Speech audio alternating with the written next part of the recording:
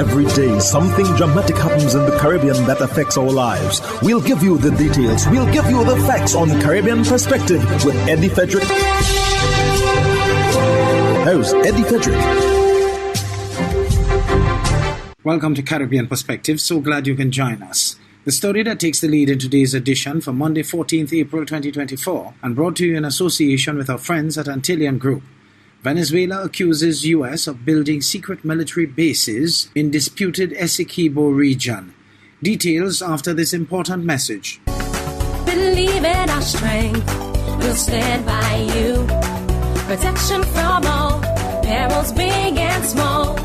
Reassurance we give, it's so glad to see. Peace of mind, that's a service guarantee. We look after all our family. Yes, we do at every opportunity. Antillean Group, underwriters of all classes of insurance solutions for your protection and investment. Live well financially.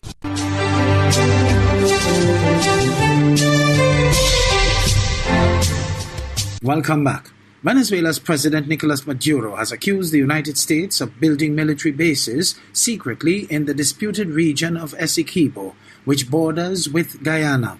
Details in this First Post American News item. And now in South America, Venezuelan President Nicolas Maduro has accused the United States of constructing secret military bases in the disputed region of Essequibo. About two-thirds of Essequibo has been governed by Guyana for over a century, but Venezuela also claims it as its own. Our next report details President Maduro's provocative claims and the dispute between the two neighbors. The South American nation of Venezuela has picked a fresh fight. They have already been at loggerheads with neighboring Guyana over the disputed oil-rich Essequibo region. This time, Venezuelan President Nicolas Maduro has dragged the United States into the dispute. He claims that the United States is building secret military bases in the contested territory of Essequibo. The disputed region is said to have the world's largest oil reserves. It's been governed by Guyana for more than 100 years. However, Venezuela claims Essequibo as its own. Maduro has alleged that the secret U.S. military bases will act as an aggression against the people of his country. He believes Guyana and the U.S. are preparing for an escalation against Caracas. The Venezuelan leader claims to have information that the bases are being installed by the U.S. Department of Defense. President Maduro has also targeted Guyana's president, Irfan Ali. He claims that Ali does not govern Guyana. Instead, Georgetown, Maduro says, is governed by Washington's Central Intelligence Agency, or CIA. The U.S. has security presence in Guyana to provide military support and training to Guyana's army. In his provocative remarks, the Venezuelan president also slammed Guyana for supporting American multinational oil corporations. The new government of Cooperative Republic of Guyana shows a dangerous political provocation against the peaceful Venezuela, supported by the imperial power of an American transnational, ExxonMobil. Guyana has awarded American oil firms an exploration license for Essequibo. Now Maduro has doubled down on claiming Essequibo as part of Venezuela. In December last year, his government passed a referendum to include the region as part of its national territory. And I can say with full knowledge of the facts, with all the powers and authority given to me by the Constitution, that the decision of December 3rd in the referendum, now law of the Bolivarian Republic of Venezuela, will be fully compiled to defend Venezuela at international forums. The dispute over Essequibo is not new to either country. It dates back to the early 19th century when Venezuela laid claim to it. However, the contested region was awarded to the British colony of Guyana in 1899. In recent months, tensions have been soaring over Essequibo, which constitutes about two-thirds of Guyana's territory. And now, the US is being dragged into yet another conflict. Despite achieving an enviable and lengthy list of accolades, it was revealed that the celebrated Judge Michael de la Bastide's greatest fear in his last days was his own judgment day before God. At the official funeral mass for the former Chief Justice at the Church of the Assumption, de la Bastide was celebrated as a devastating advocate and visionary leader. However, Archbishop Jason Gordon said there was one thing he craved the most before he closed his eyes in perpetuity. Akash Samaru of CNC3 News tells us more. An indomitable attorney, judicial giant, scholar, patriot and mentor. But today his priest, the Archbishop of Port of Spain, went beyond his accolades and shared a human and private moment with the congregation. The Archbishop revealed that even the celebrated judge feared his own judgment day. For man who has pursued justice so relentlessly at every level possible, understood at the end of his life that if justice was meted out to him, he was in deep trouble. And in administering his final rites before his death, the Archbishop said Michael de Labastide only wanted one more thing in life. And at the end of Michael's journey, mercy was what he wanted. Mercy was what he received. Mercy was what he yearned most deeply for. And the Archbishop said de Labastide achieved something at the end of his journey that may be as near and dear to him as all of his career accolades. The peace that is most dear to him at the end of his life, because what he needed from you, only you could have given. And that was mercy. That was forgiveness. And that was love. But de Labastide was loved by more than just his family. For many in the congregation, he was a great mentor and role model in the legal profession. He was indeed an eminent jurist and a distinguished statesman. But above all, he was a man who loved life, loved and revered family, and was totally committed to the country and the Caribbean region that he so ably served. And the president of the Caribbean Court of Justice, which de Labastide led at its inception, said he set a standard which has become the benchmark of excellence at the court. Justice Adrian Saunders said de Labastide's death has met a CCJ already in mourning. Over the last 3 months, the CCJ has been rocked by the deaths of multiple former judges. Needless to say, it is a time of deep mourning for us. Justice Michael de Labastide was granted an official funeral by the state. His coffin was wreathed in the red, white, and black.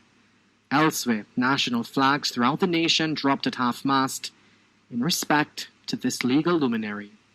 Akash Samaru, CNC3 News.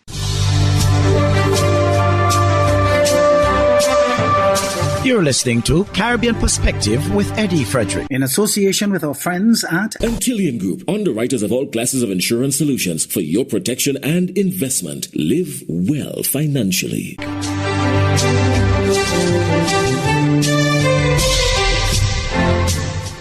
The World Bank keeps 2% GDP growth outlook for Jamaica in 2024. Javon Keys of TVJ Business Day has details. There was, however, a decline in the prospects for economic growth in Latin America and the Caribbean generally. The World Bank held a press briefing online with journalists around the region Wednesday morning. In its report on growth in Latin America and the Caribbean, chief economist for the region at the World Bank, William Maloney, says the multilateral agency expects gross domestic product GDP to increase over the next 3 years in Jamaica. There was a 0.2% upward revision for 2025 growth expectations. For growth for 2024, we're looking at 2.0%. For 2025, we're looking at 1.6%, and then for 2026, we're looking at 1.6%. In January, the outlook for 2024 was also 2%. Mr. Maloney says there are a number of things going right for Jamaica. Jamaica continues to be incredibly impressive in their management of external debt. The consensus mechanism that they developed in the epoch several years ago that brought the major parties in the economy together, the major interest groups in the economy together, with the goal of managing the fiscal deficit and managing the debt levels, has worked extremely well and generated consistently declining overall debt levels, which I think in the long term will lead to more dynamic growth. As for the region, the World Bank is forecasting growth. However, it's 0.07% lower than what was programmed in January. We're looking at 1.6% for our forecast for this year, and then 2.7% going forward. Both of these are below or at the world levels. It's important to highlight that these low levels of growth are not the result of the pandemic and not purely the result of high interest rates. During the decade of the 2010s, we grew at 2.2%, while the rest of the world was growing at 3.1%, all of which suggests that we have structural problems in our economies that we need to confront. The Bahamas, for the first time, will host the annual meeting of the African Export-Import Bank this coming June. Carla Palmer for the Bahamas Tonight reports. The benefits of the Bahamas hosting the African Export-Import Bank's annual general meeting this coming June are anticipated to be enormous at the outset, with thousands of business professionals from Africa, Europe, North America, and the Caribbean expected to attend. Prime Minister the Honorable Philip Davis acknowledges the tremendous rewards holding this international meeting in country will bring. We will be hosting over 4,000 visitors, which will be a tremendous economic boost to our country. With heads and beds, the Bahamas is a well-known recreational center for tourism and tourists, and so the economic impact alone would be significant to the country. And of course, the other spin-off from the fact the decisions to be taken by the bank that will impact some of the economic challenges that we have, that we're hoping to seek assistance from the bank. Sharing and exploiting trade and linkages in a partnership of mutual advantage to both countries is the overall objective, whether through informational exchange, technical expertise, or human resources. Already, Afrexim Bank has committed to investing in excess of $30 million in the Bahamian economy, inclusive of the establishment of that African Caribbean Development Marketplace and a trade zone on Grand Bahama. And with millions more dollars of accessible funds to invest, President and Chairman of Afrexim Bank, His Excellency Dr. Benedict Orama, is too excited about the prospects. 2 years ago,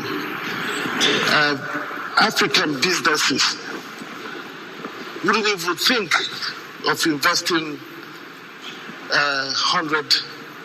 what am I talking about, $1 billion in the Caribbean. Today, our clients are taking up projects, investments of $1.5 billion, which are supported. So, what we want to achieve, that is to say to ourselves that opportunities exist between Africa and the Caribbean. Afrexim Bank's 31st annual meeting and the third edition of the Afro-Caribbean Trade and Investment Forum runs June 13th through 15th at the Bahama Convention Center. For the Bahamas Tonight, I'm Carla Palmer.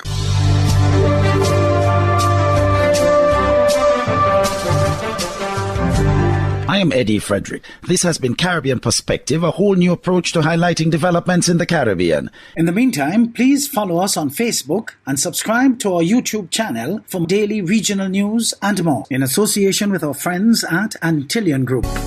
Believe in our strength, we'll stand by you. Protection from all perils, big and small. Reassurance we give, it's so glad to see. Peace of mind, that's our service guarantee.